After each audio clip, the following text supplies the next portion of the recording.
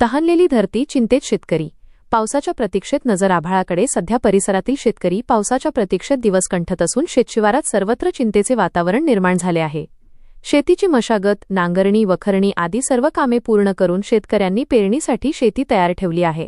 मात्र अपेक्षित पावसाने दांडी मारल्याने शेतकऱ्यांची चिंता दिवसेंदिवस वाढत आहे. शेतकऱ्यांनी मोठ्या कष्टाने आणि कर्ज काढून महागडी बियाणे व खते खरेदी करून ठेवली आहेत. पावसाच्या आगमनानंतर तात्काळ पेरणी करता यावी यासाठी सर्व तयारी पूर्ण करण्यात आली आहे. परंतु पावसाअभावी शेतात ठिकठिकाणी भेगा पडल्या असून जमीन तहानलेली दिसून येत आहे. आभाळाकडे नजर आणि मनात चिंता अशी अवस्था सध्या बळीराजाची झाली आहे.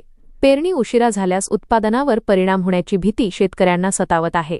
त्यामुळे गावागावात, चौकाचौकात आणि शेतशिवारात एकच चर्चा ऐकायला मिळत आहे: पाऊस कधी येणार? निसर्गाच्या लहरीपणामुळे आधीच आर्थिक संकटाचा सामना करणारा शेतकरी हतबल झाला असून वेळेत चांगला पाऊस पडावा अशी प्रार्थना तो करत आहे.